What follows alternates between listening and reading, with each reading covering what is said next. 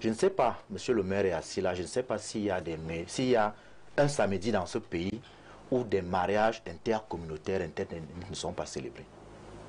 Lorsque vous allez dans nos marchés, en tout cas ce qui en tient lieu, ce que le renouveau nous a donné comme marché, à Mokolo, Etoudi, et Sos, c'est toutes les langues que les gens parlent.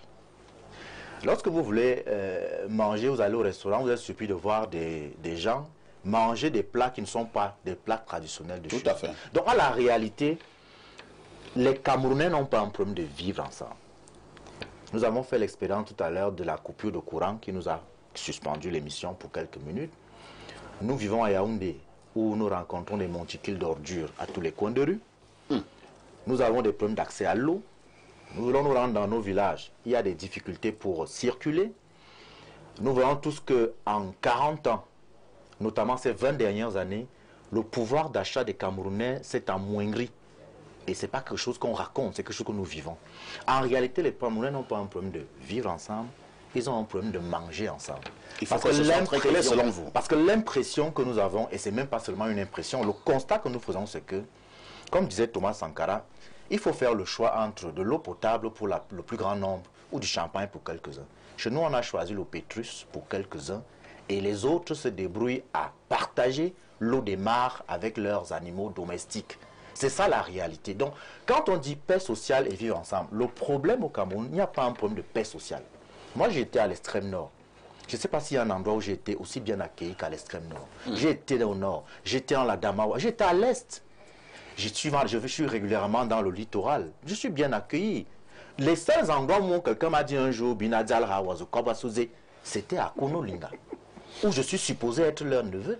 Vous comprenez? Leur oncle, tant pour moi. Donc c'est pour vous dire que les Camerounais n'ont pas un problème de vivre ensemble. Le vivre ensemble, si j'adopte l'expression qui nous est vendue, c'est une réalité, ce n'est pas un mythe.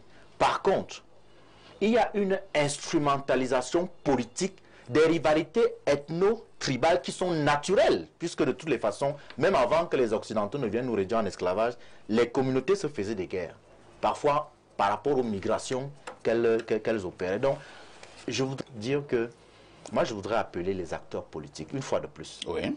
L'Union des populations africaines a mis en place une école des cadres. D'autres partis politiques ont des écoles comme celle-là. Le RDPC a une académie. Tout à fait. Il faut former les hommes politiques. Il faut former les leaders politiques. Parce que quand le professeur Onangini parle de la transcendance, vous ne pouvez pas... Il faut également former les militants. Hein? Oui, le problème c'est que ce sont les hommes politiques qui forment leurs militants. Si eux-mêmes ne sont pas déjà formés, vous ne pouvez qu'avoir que des militants qui vont sur les réseaux sociaux insulter toutes celles et tous ceux qui ne partagent pas leur opinion. Or, nous n'avons pas vocation à penser exactement la même chose. L'unanimité serait même dangereuse. Imaginez qu'au Cameroun aujourd'hui, le seul plat de nourriture qui existe, c'est le coquille. Vous devez manger du coquille du matin au soir, du 1er au 31. Mais vous aurez un problème. Or, si vous avez la possibilité d'accéder à tous les 200, 250, 300 mecs qu'il y a au Cameroun, mais vous avez un repas et que vous avez une alimentation équilibrée, monsieur ici. Vous comprenez un peu? Donc, c'est une image pour vous dire que les Camerounais n'ont pas un problème de vivre ensemble.